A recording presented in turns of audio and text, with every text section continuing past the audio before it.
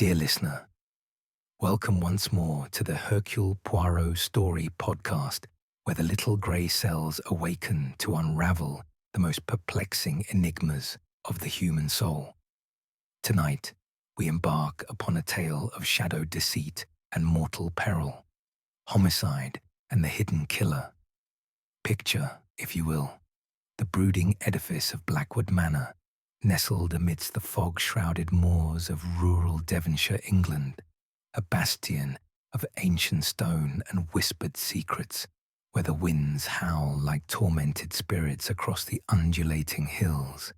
It is the year 1932, an era of jazz melodies and economic despair, where the veneer of civility conceals the basest impulses of mankind. The evening descends with a relentless drizzle, turning the earth to mud and the air to a chill that seeps into the very bones. Thunder rumbles distantly, as if the heavens themselves mourn the tragedy about to unfold. In this oppressive gloom, a life shall be extinguished, and the indomitable Hercule Poirot shall be summoned to pierce the veil of illusion. Dear listener, settle into your armchair, dim the lights, and allow your imagination to wander these haunted halls. Should you discern a clue before our Belgian detective, do share your deductions with us via the ether of social correspondence. Now, let the curtain rise on this symphony of suspense. Chapter 1. The Gathering Storm. In the grand drawing room of Blackwood Manor, where the flickering firelight danced upon mahogany panels and ancestral portraits gazed down with stern disapproval, the assembled company endeavoured to maintain an air of decorum amidst the encroaching tempest outside. The manor, a brooding edifice of ancient stone nestled amidst the fog-shrouded moors of rural Devonshire, England, stood as a testament to faded grandeur. Its towers pierced the leaden sky like accusatory fingers, and the relentless drizzle of this autumn evening in 1932 turned the surrounding earth into a quagmire of mud and melancholy.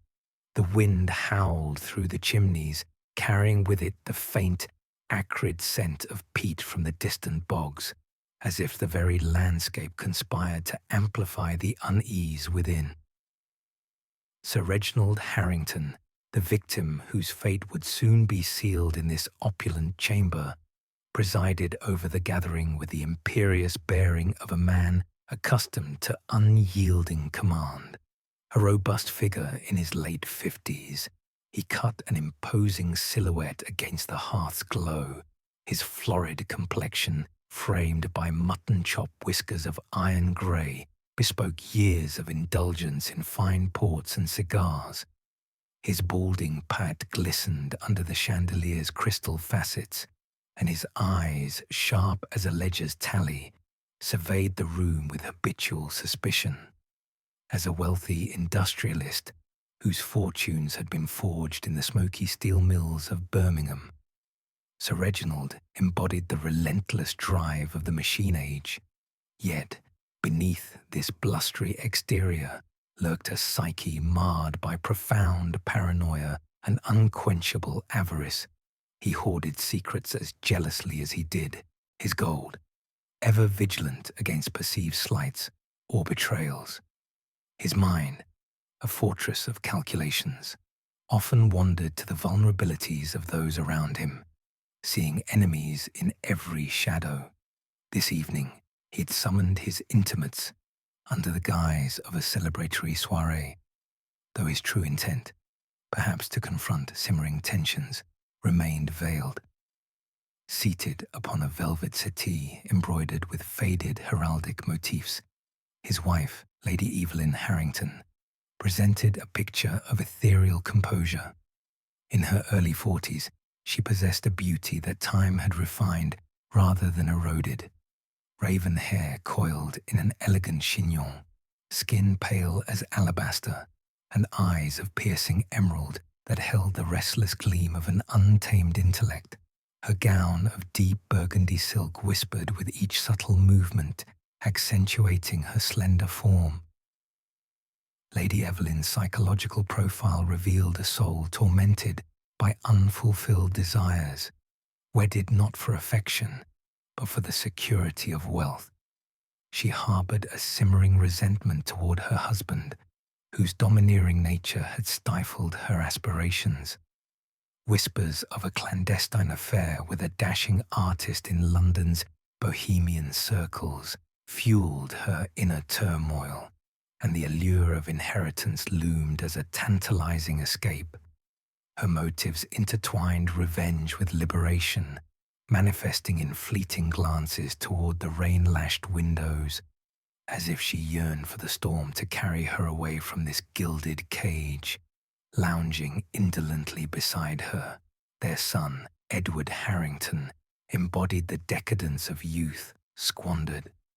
At 25, he was a lanky figure clad in a rumpled tuxedo that hung loosely on his frame, his tousled auburn hair falling in disheveled waves over a forehead marked by perpetual furrows of discontent. His thin lips curled in a habitual sneer, and his hazel eyes darted about with the cunning of one perpetually scheming. Edward's mind was a labyrinth of entitlement and desperation, burdened by mounting gambling debts accrued in the smoke-filled dens of Monte Carlo and London's underground clubs. He viewed his father's demise as an expedient path to solvency, yet deeper insecurities plagued him.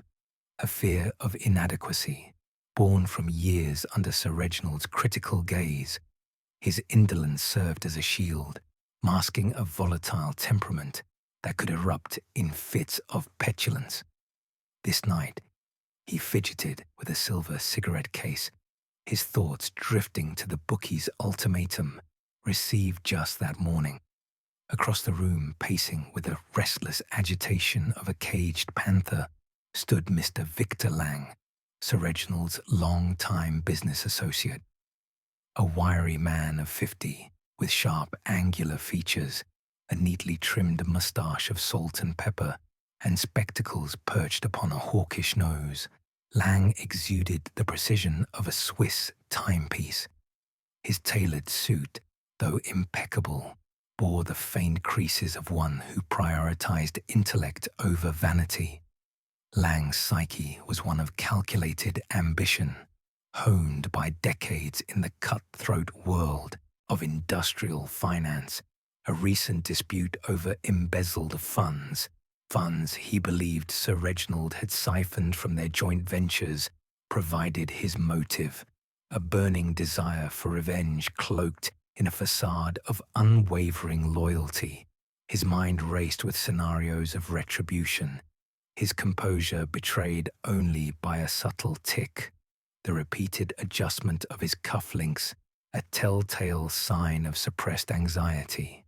The maid, Eliza Thorne, moved about the periphery with feigned subservience, her sturdy form clad in a starched black uniform that accentuated her practical build. In her 30s, with mousy brown hair pinned severely beneath a white cap, freckled cheeks flushed from exertion, and eyes that darted like those of a frightened doe, Eliza embodied the resilience of the working class. Her psychological world was a cauldron of suppressed rage, years of mistreatment, deductions from meager wages, baseless accusations of theft, and the occasional lecherous advance had kindled a grudge that smoldered like embers in a dying fire. Her motive rooted in vengeful retribution, she poured refills with hands that trembled ever so slightly, her thoughts a whirlwind of imagined justice. Finally, lingering awkwardly at the room's edge, was the gardener, Thomas Black, a burly fellow of 45, his weathered skin etched with the lines of outdoor toil, a shock of grey-streaked hair protruding from beneath a tweed cap, and calloused hands that spoke volumes of his laborious existence. Thomas's psychology remained enigmatic, shadowed by a hidden past. a long-buried scandal involving an industrial accident that claimed his brother's life with Sir Reginald's complicity, furnished his motive through blackmail. His stoic demeanour served as an impenetrable shield, though cracks appeared in averted eyes and gruff monosyllables when addressed. As the ormolu clock upon the mantel struck 9, its chimes resonating like a harbinger of doom, Sir Reginald raised his crystal tumbler of brandy, the amber liquid catching the firelight in a mesmerizing swirl. His voice boomed with false joviality, echoing off the panelled walls. To prosperity, my dear companions. May our ventures flourish as robustly as this fine spirit warms the blood. Lady Evelyn smiled thinly, her emerald eyes flickering with unspoken irony.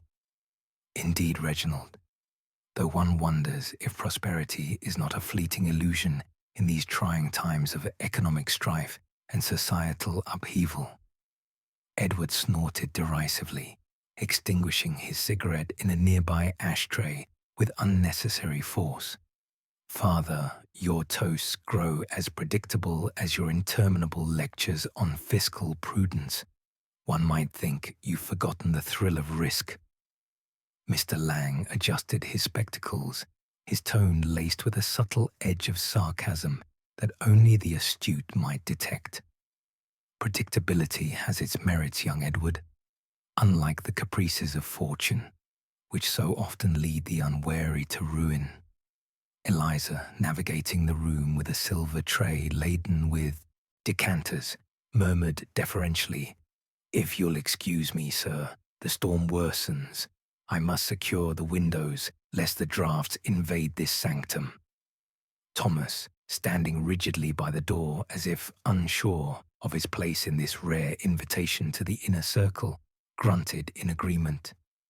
"Aye, the grounds are a veritable mire tonight. Best not venture out, lest one be swallowed by the moors."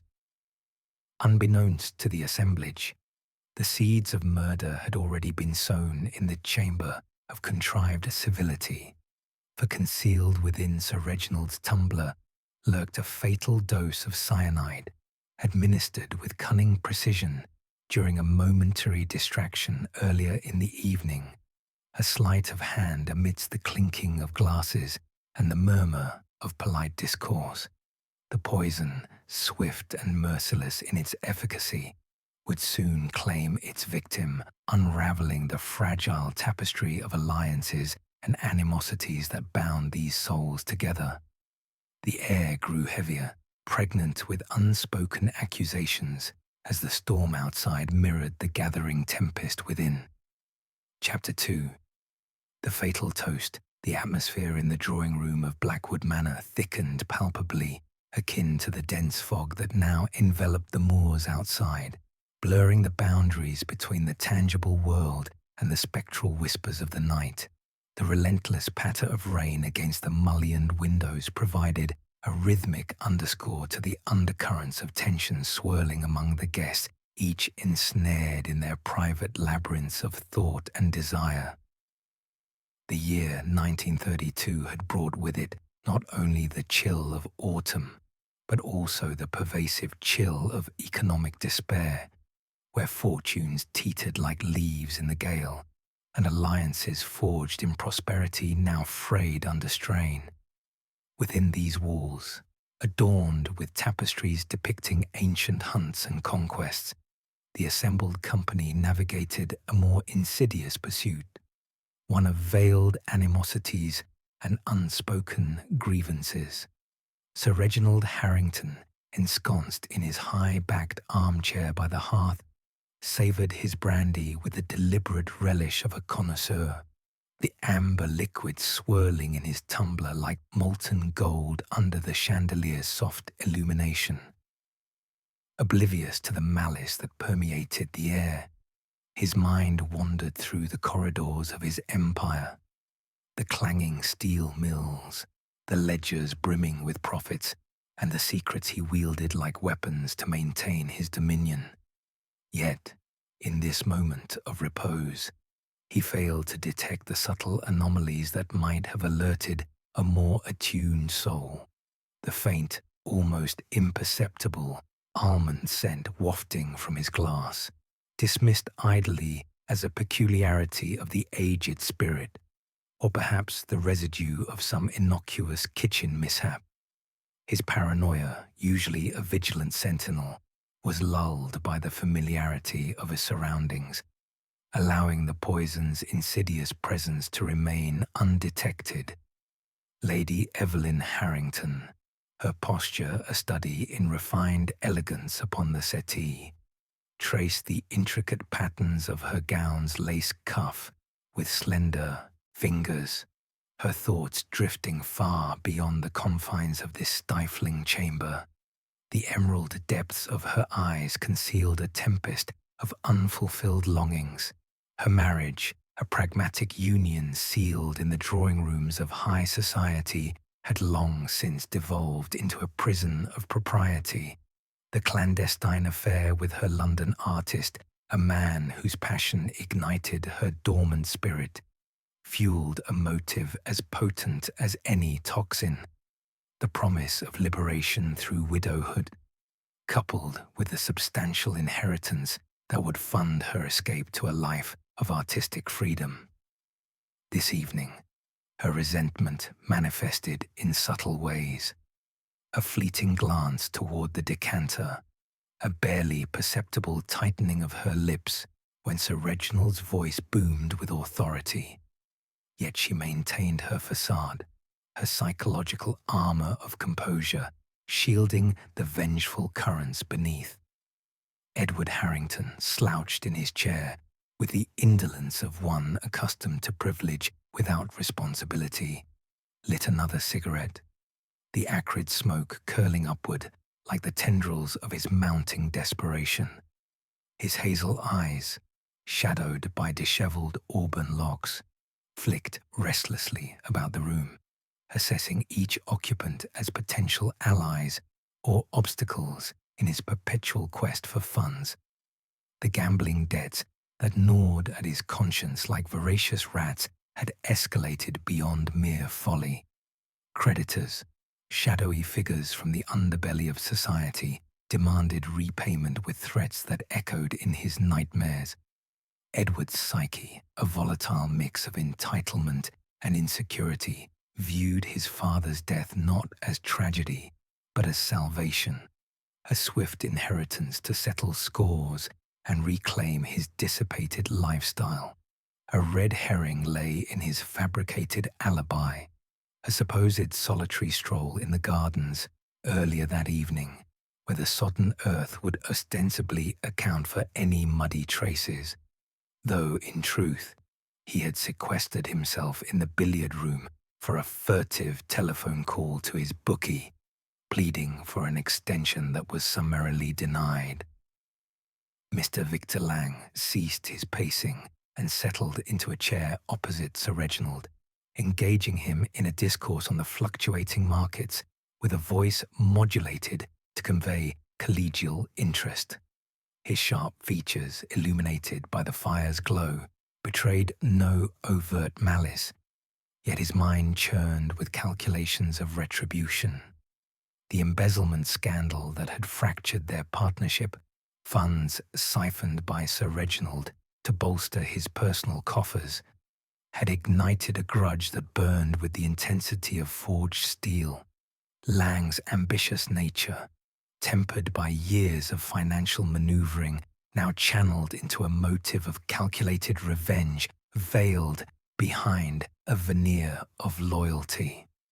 His psychological tension revealed itself in that persistent tick, the rhythmic adjustment of his cufflinks, as if aligning the silver links could somehow reorder the chaos of his betrayed trust. A timeline inconsistency loomed in his account. He professed to have been alone in the study reviewing documents until moments before the toast, yet the faint chime of the hallway clock suggested otherwise, a detail that might later unravel his carefully woven narrative. Eliza Thorne, the maid, glided through the room with the efficiency of long habit, her sturdy form a counterpoint to the fragility of the crystal she handled. Her freckled cheeks flushed not merely from the room's warmth, but from the inner fire of suppressed indignation. Years of servitude under Sir Reginald's tyrannical eye, wages docked for imagined infractions, scoldings delivered with contemptuous disdain, had forged a psyche resilient, yet seething with rage. Her motive, rooted in vengeful retribution, simmered like a pot on the boil, occasionally bubbling over in muttered asides or trembling hands.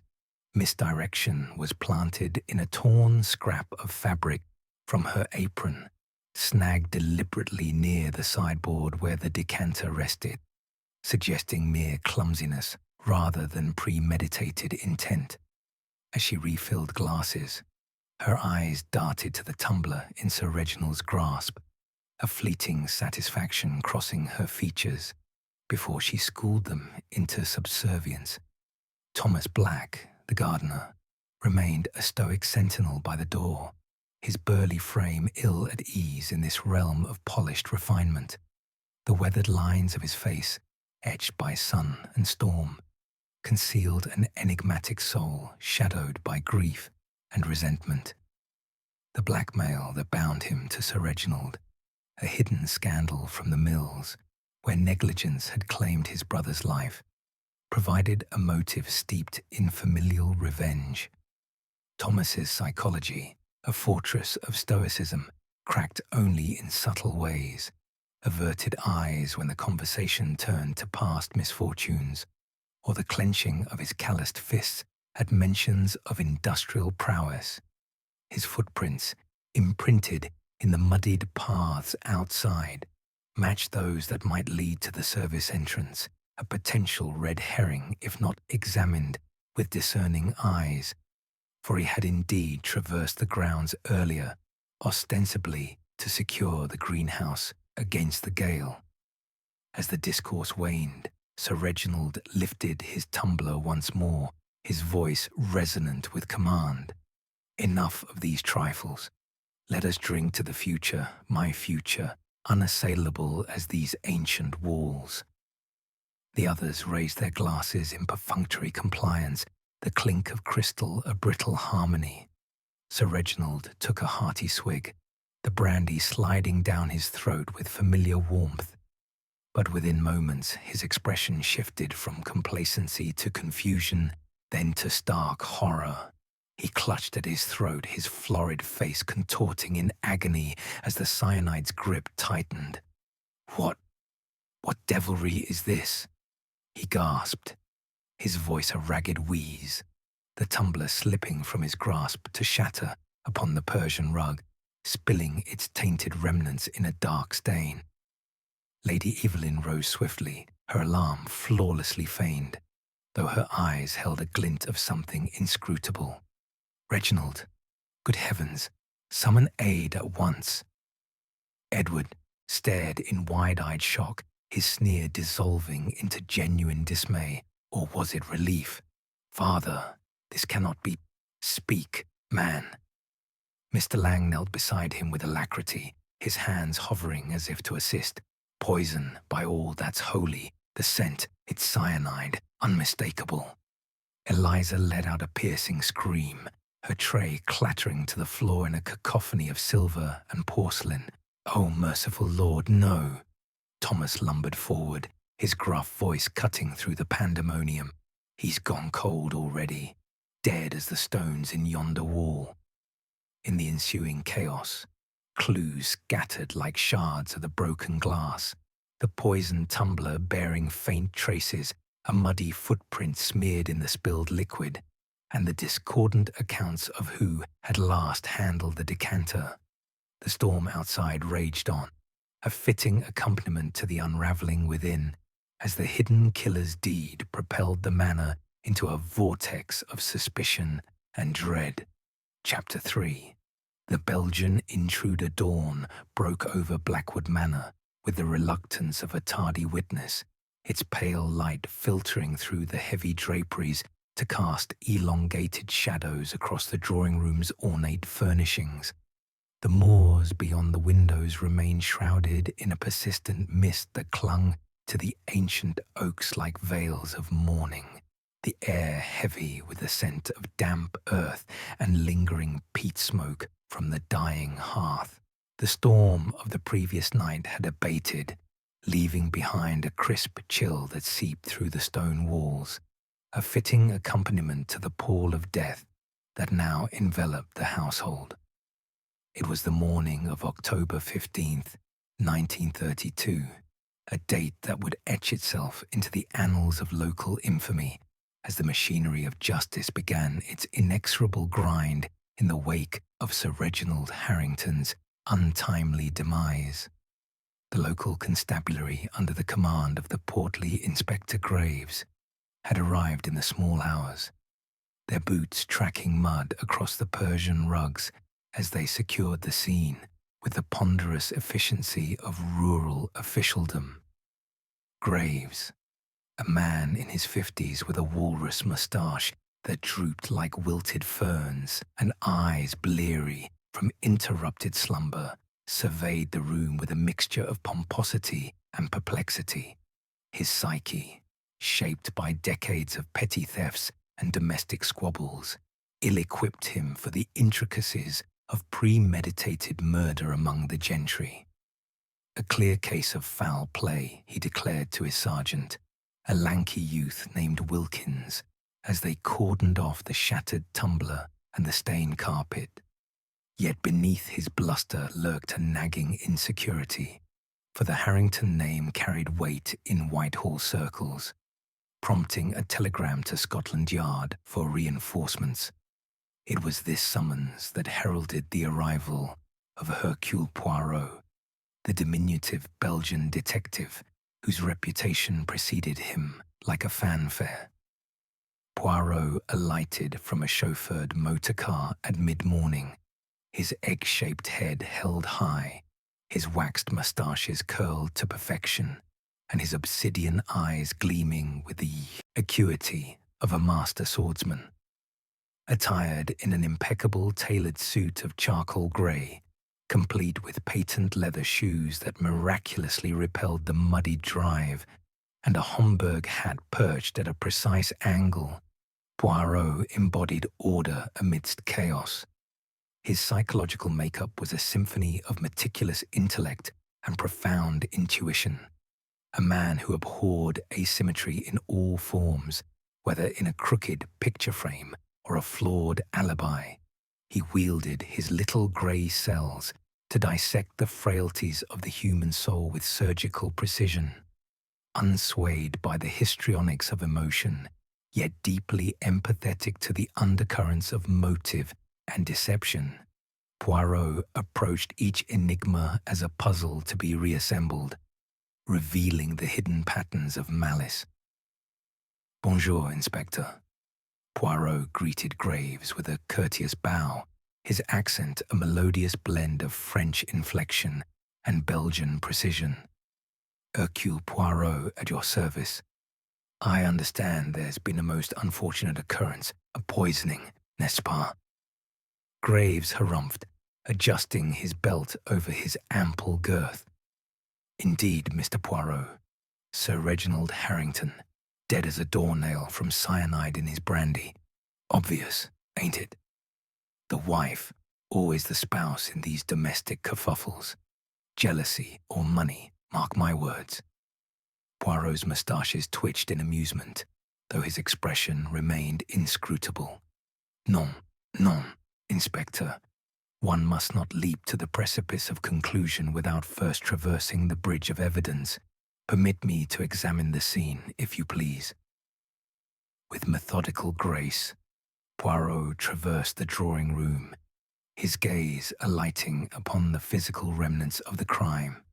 The shattered tumbler, its shards glistening with dried residue that would later confirm traces of cyanide.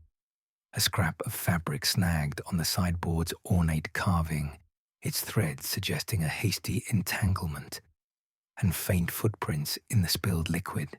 muddied by the storm's intrusion, leading toward the French doors that opened onto the garden. He knelt, producing a magnifying glass from his pocket, and scrutinized the impressions. "Interesting," he murmured. "The tread is broad, yet inconsistent, perhaps overlaid by multiple passages." Rising, Poirot turned his attention to the suspects, who had been sequestered in adjoining rooms under Wilkins' watchful eye. The interrogations commenced in the library, a chamber lined with leather-bound tomes that exuded the musty aroma of neglected wisdom, its windows overlooking the mist-veiled moors. Lady Evelyn Harrington was first, her ethereal beauty undiminished by the night's ordeal, though shadows lingered beneath her emerald eyes. Seated in a wing-back chair, she recounted her evening with measured poise. "I remained seated throughout, Reginald opposite me. I touched nothing of his drink, Monsieur Poirot. Our marriage was conventional, but I harbored no ill will sufficient for such barbarity." Poirot nodded sympathetically, his little grey cells noting the subtle evasion in her words. Her motive of liberation through inheritance and affair loomed large, yet her psychological composure, a shield forged in societal expectations, revealed no overt cracks, save for a fleeting glance toward the window, as if seeking solace in the fog-shrouded horizon. Next came Edward Harrington, chain-smoking nervously in the corner, his lanky frame coiled like a spring under tension. The haze of tobacco smoke curled around him, a psychological clue to his inner turmoil, perhaps guilt, or merely the anxiety of a profligate son facing scrutiny. "I stepped out for air at 8:30, monsieur," he asserted, his sneer resurfacing. "The gardens were a sodden mess, but I needed to clear my head. Father's lectures on my expenditures were interminable." Poirot's eyes narrowed. "And your relations with Sir Reginald? Harmonious, one presumes." Edward snorted.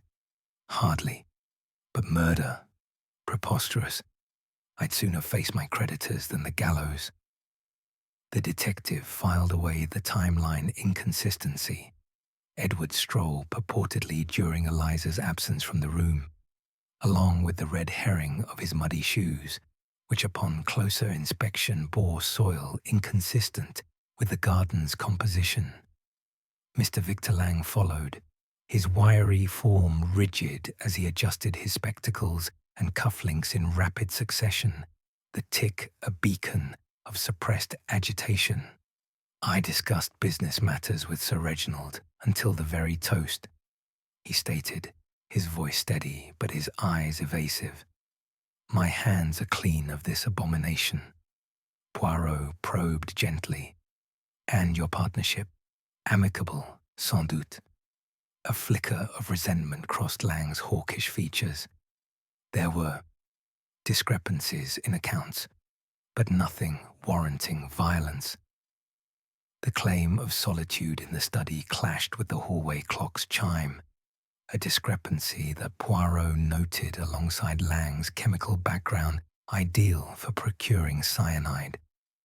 Eliza Thorne, wringing her apron in calloused hands, entered next, her freckled cheeks flushed with trepidation. "I served the drinks, sir, but no more," she whispered, her doe-like eyes darting. "That scrap of fabric must have torn in my haste to attend the windows." Her psyche, a cauldron of resentment from years of abuse, bubbled with motive, yet a witness, the under-butler, placed her in the kitchens during the critical moments, a potential misdirection if the timeline proved malleable. Finally, Thomas Black lumbered in, his burly frame filling the doorway, his weathered face a mask of stoicism. "I was outdoors till summoned for the soiree," he grunted. "Footprints. The grounds are my realm. I'd be remiss not to tread them." Poirot delved into the blackmail. glimpsing a note in Thomas's possession that hinted at Sir Reginald's culpability in a past tragedy. The gardener's averted gaze and clenched fists betrayed psychological depths of grief and rage, compounded by a red herring timeline gap, his alcoholism clouding recollections of the evening. As the sun climbed higher, piercing the mist in intermittent shafts, Poirot retreated to the garden for contemplation. Pacing the gravel paths lined with wilting roses, he assembled the fragments, the fabric not quite matching Eliza's apron, the footprints suggesting a deliberate planting, behaviors laced with lies, averted eyes, inconsistent details. Hidden motives emerged from rifle drawers, inheritance ledgers revealing Edward's debts, Lady Evelyn's scented letters alluding to romance, Lang's falsified accounts. Les petites idées, Poirot mused aloud to the empty air. They begin to coalesce into a grand mosaic, but the picture remains obscured by the artful deceptions. Within the manor, tensions simmered. Whispers of accusation echoed through the halls. Edward eyeing Lang with suspicion, Lady Evelyn retreating to her chambers in feigned grief. Inspector Graves, confounded by Poirot's reticence, muttered about foreign meddlers, yet deferred to the Belgian's expertise. The day waned toward afternoon. The moors bathed in a golden haze that belied the darkness festering within Blackwood Manor, as the detective prepared to peel back the layers of shadow in pursuit of the hidden killer. Chapter 4. Shadows of Deception. The afternoon sun, emerging fitfully from behind the scudding clouds, cast elongated shadows across the manicured lawns of Blackwood Manor, where the remnants of the night storm lingered in glistening puddles and sodden flower beds. The moors beyond stretched in undulating waves of heather and gorse, their hues muted under the pallid light as if the landscape itself conspired to conceal truths buried beneath its surface. Within the manor, the air hung heavy with unspoken suspicions, the once opulent halls now echoing with the measured footsteps of investigation. It was the waning hours of October 15th, 1932, and the veneer of civility among the inhabitants had cracked irreparably, revealing fissures of deceit that Hercule Poirot sought to exploit with his unerring precision. Poirot, having concluded his initial interrogations, retreated to the conservatory, a glass-enclosed sanctuary amid wilting orchids and exotic ferns, where the humid air carried the faint, cloying scent of decay. Here, amid the verdant disarray, he paced with methodical grace, his patent leather shoes clicking softly against the tiled floor, meticulously avoiding the occasional droplet from overhead leaks. His little grey cells whirred like a finely tuned mechanism, piecing together the mosaic of clues, the physical evidence from the drawing room, the psychological tells betrayed in fleeting expressions, and the timeline inconsistencies that gnawed at the fabric of alibis.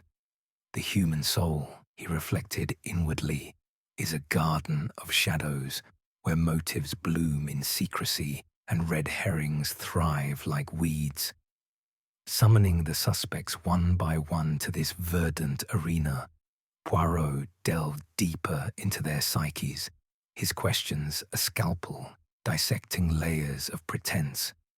Lady Evelyn Harrington arrived first, her ethereal form gliding through the doorway like a spectre in burgundy silk, her emerald eyes shadowed by the weight of scrutiny.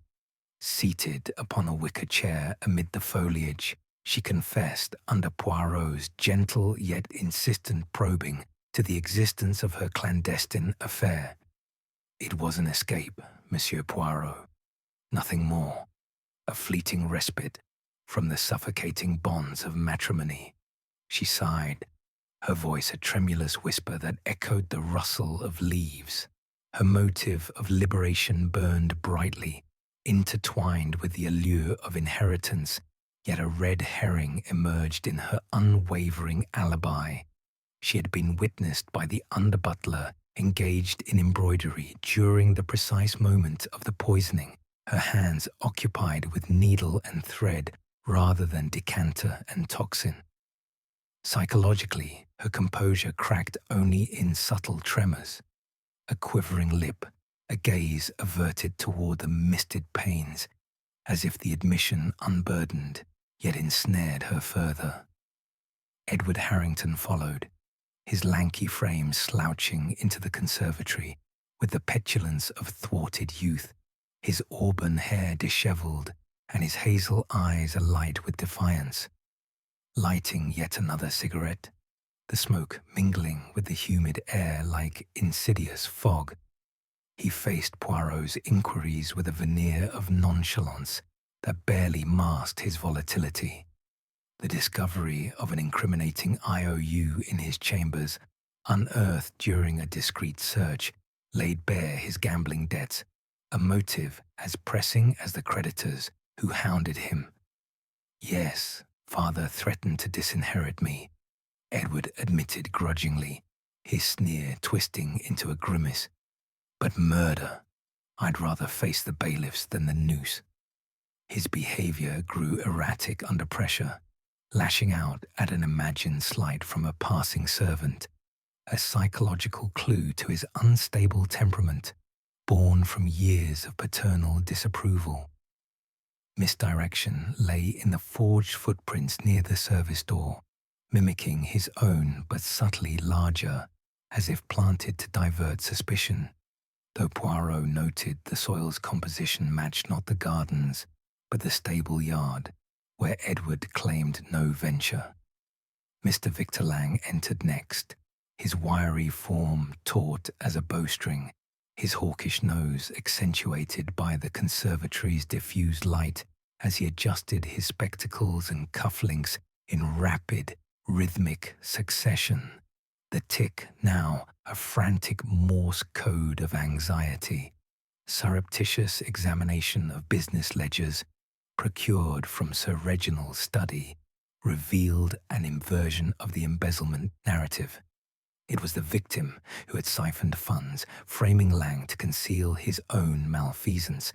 This revelation ignited Lang's motive anew, a blaze of righteous fury cloaked in calculated restraint. Discrepancies, yes, Lang conceded, his voice edged with bitterness. Sir Reginald betrayed our trust, but I sought legal recourse, not vengeance. Yet his timeline held firm only superficially. A discrepant watch stopped at 8 o'clock despite his claim of activity, until 9 suggested tampering or alibi fabrication. Psychologically, Lang's overzealous demeanor during the fatal toast, kneeling first to aid the dying man, hinted at a desire to confirm the poison's efficacy, a clue buried in the guise of compassion. Eliza Thorne, the maid, approached with hesitant steps, her sturdy build contrasting the delicate orchids, her freckled cheeks flushed as she wrung her apron in perpetual agitation. A remnant vial discovered in her quarters, concealed amid linens, suggested access to cyanide, perhaps pilfered from the manor's disused laboratory. Her psyche, forged in the crucible of servitude, overflowed with resentment. Tales of abuse tumbled forth in a tearful breakdown, detailing wage deductions and humiliations that fueled her vengeful motive. "He treated me like chattel, sir," she sobbed, her doe-like eyes brimming. "But I'd not stoop to poison, 'tis the devil's work." However, a witness, the cook, placed her in the scullery during the critical interval, rendering the vial a clever misdirection, perhaps planted by another to implicate her. Her trembling hands and averted gaze bespoke genuine fear, yet Poirot discerned an undercurrent of cunning, honed by years of navigating the hierarchies of the household. Thomas Black lumbered into the conservatory last, his burly frame dwarfing the delicate furnishings, his weathered skin and grey-streaked hair evoking the rugged moors outside. Confronted in this unlikely setting, far from his potting shed, he produced the blackmail note from a pocket, its creased paper bearing Sir Reginald's unmistakable scrawl, detailing complicity in the industrial accident that claimed Thomas's brother. "He ruined my kin, left us destitute," Thomas growled, his stoic facade cracking with raw emotion. His motive, steeped in familial revenge, loomed large, amplified by footprints matching his boots near the rear entrance, a path to the decanter's storage. Psychologically, exploration uncovered his alcoholism, a vice that clouded his recall of the evening, creating a red herring in a timeline gap. He claimed inebriation in his cottage, yet a half-empty bottle in the greenhouse suggested otherwise. His clenched fists and gruff reticence masked a profound grief, transforming suspicion into a tapestry of tragedy. As the sun dipped lower, casting the conservatory in amber hues, Poirot assembled the fragments in his mind, the fabric scrap near the decanter, unstained and incongruent with Eliza's apron, footprints leading to a hidden vial in the garden, deliberately placed, behaviors betraying deceptions, averted gazes, inconsistent details, and the psychological undercurrents of suppressed fury. Hidden motives intertwined like the vines overhead. Edward's debts, Lady Evelyn's letters, Lang's ledgers, Eliza's vial, Thomas's note. Les petites idées, Poirot mused to himself, gazing at the wilting blooms. They coalesce, revealing the architect of this shadow's play. Tensions within the manor mounted inexorably. Accusations flew in hushed corridors, Edward blaming Lang for financial sabotage, Lady Evelyn suspecting Eliza's grudge, Thomas eyeing all with sullen distrust. Inspector Graves, confounded by the Belgian's enigmatic silences, paced the halls muttering about continental convolutions, yet the air thrummed with anticipation. As twilight encroached, enveloping Blackwood Manor in a shroud of inevitability, Poirot prepared for the grand unveiling where deceptions would shatter like glass under the weight of truth. Chapter 5. The Unveiling of Truth. As twilight descended upon Blackwood Manor like a velvet shroud, enveloping the ancient edifice in hues of indigo and amber, the drawing room once more became the theatre for revelation. The fire in the hearth had dwindled to embers, casting flickering shadows that danced upon the mahogany panels and ancestral portraits, whose stern gazes seemed to anticipate the unmasking of iniquity. Outside, the moors lay silent under a canopy of emerging stars, the mist having lifted to reveal a crisp, unforgiving clarity, a meteorological mirror to the intellectual illumination about to unfold. It was the evening of October 15th, 1932, and the weight of the day's discoveries pressed upon the assembled company like an invisible pall, each soul ensnared in a web of apprehension and concealed culpability. Hercule Poirot, the diminutive Belgian maestro of deduction, had summoned the suspects to this very chamber where Sir Reginald Harrington had met his demise. Arranged in a semicircle of high-backed chairs, they formed a tableau of unease. Lady Evelyn Harrington, her ethereal beauty now etched with lines of fatigue, her emerald eyes reflecting the fire's dying glow. Edward Harrington slouched with feigned indifference, his fingers drumming a restless tattoo upon his knee. Mr. Victor Lang, rigid and composed, though his hawkish features betrayed the subtle tick of cufflink adjustment. Eliza Thorne perched on the edge of her seat, her freckled cheeks pale as she wrung her apron. And Thomas Black, a burly sentinel at the periphery, his weathered face a mask of stoic resignation. Inspector Graves loomed in the background, his walrus mustache twitching with impatience, flanked by Sergeant Wilkins, notebook at the ready.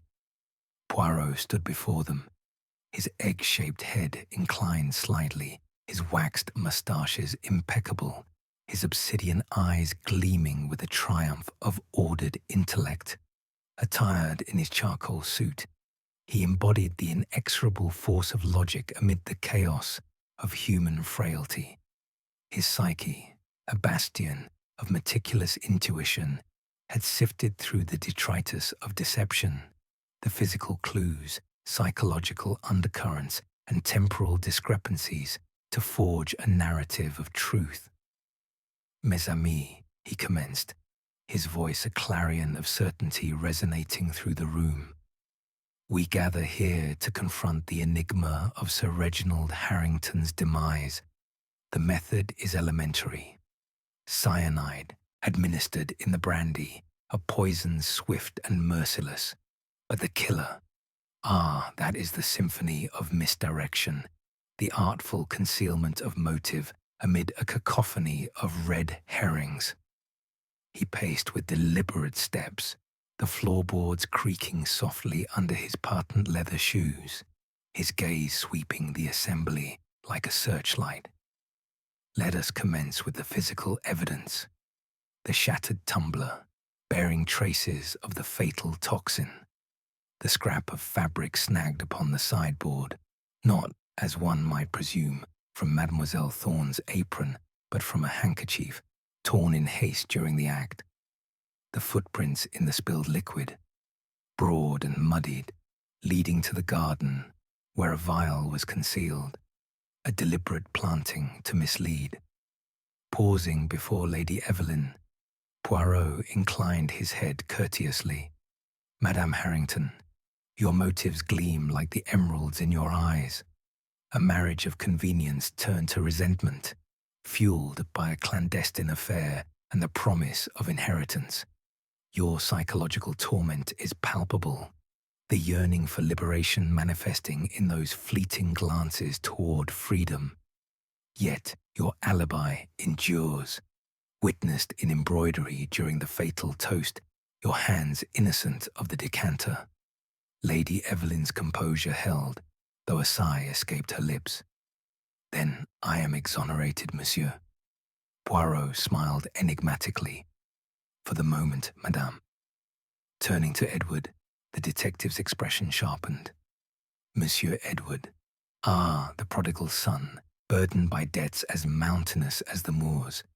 Your psyche, a labyrinth of entitlement and desperation, views paternal demise as salvation. The red herring of your garden stroll, a fabrication, for the mud upon your shoes was dry, impossible amid the deluge. And the timeline. Your absence coincides suspiciously with the poisoning interval." Edward bolted upright, his sneer dissolving into indignation. "Preposterous. You'd accuse me based on mud and minutes." "Non, monsieur," Poirot replied mildly. "The little grey cells discern more. Your volatility, lashing at servants, betrays insecurity, but not the cold calculation of this crime." Next, Poirot addressed Eliza. "Mademoiselle Thorne, your world is one of suppressed rage, a cauldron bubbling from years of humiliation, wages docked, dignity eroded. The vial in your quarters suggests access to poison, your motive of retribution stark. Yet the cook places you in the scullery, and the fabric scrap mismatches your apron. A misdirection planted to ensnare you." Eliza's eyes widened, tears glistening. "Then 'tis not I, sir, praise be." Poirot nodded. "Your tears are genuine, mademoiselle. The psyche of the true killer lacks such remorse." Thomas Black shifted under Poirot's scrutiny, his calloused hands clenching. "Monsieur Black, the enigmatic gardener, shadowed by a past tragedy, the industrial accident claiming your brother, with Sir Reginald's complicity exposed in that blackmail note. Your stoicism cracks with grief, your footprints matching those to the service door, the timeline gap clouded by inebriation. Revenge burns in your soul, non? Thomas growled, his voice rough as gravel. I'd motives aplenty, but I'd not skulk with poison like a coward. Précisément, Poirot affirmed. Your alcoholism provides a red herring, but your hands, calloused from toil, are not those of a subtle poisoner. Finally, Poirot pivoted to Mr. Victor Lang, whose wiry frame tensed, his tick accelerating like a metronome of doom. Ah, Monsieur Lang, the loyal associate betrayed. The ledgers reveal the inversion. Sir Reginald embezzled from you, framing your partnership's ruin. Your motive, revenge for financial devastation, simmers beneath that calculated facade. The psychological clue, your overzealous aid to the dying man, ensuring the poison's grip. The timeline inconsistency, your watch halted at 8, yet you claim discourse until 9. And the fabric, it bears your monogram, VL, torn from your handkerchief while dosing the brandy. Lang's spectacles slipped slightly, his voice a strained whisper. Absurd allegations. Where is your proof, you meddlesome foreigner? Poirot's moustaches twitched triumphantly. The proof, monsieur, resides in the details. Your chemical expertise from early days in pharmaceuticals procured the cyanide effortlessly. The footprints. You donned Thomas's boots, stolen from the shed earlier. A clever misdirection. The almond scent, dismissed by others, but unmistakable to one versed in toxins. And the hidden motive, not mere revenge, but reclamation of forged documents in Sir Reginald's safe, which you rifled post-mortem under guise of concern. The room fell silent, save for the embers crackle. Lang's composure shattered. He collapsed into his chair, burying his face in his hands. It is true, all of it. He ruined me, siphoned everything while preaching loyalty. I had no choice. The poison was swift, merciful even, but the guilt it consumes. Inspector Graves stepped forward, cuffs at the ready. Well, I'll be dashed. You've done it again, Poirot. Poirot bowed modestly. The little grey cells, Inspector. They restore order where chaos reigns. As Lang was led away, the manor exhaled a collective sigh. Lady Evelyn rose, her poise restored. Monsieur Poirot, we owe you a debt beyond measure. Edward muttered grudgingly, father's secrets die with him at least. Eliza and Thomas exchanged glances of relief, their psyches unburdened from the shadow of suspicion. Outside, the night deepened, stars pricking the velvet sky like clues in the firmament. Justice had prevailed, the hidden killer unmasked, and Blackwood Manor's halls echoed with the promise of uneasy peace. Dear listener, thus concludes our tale of homicide and deception. Until the next enigma awakens the grey cells, fare thee well in the shadows of suspense.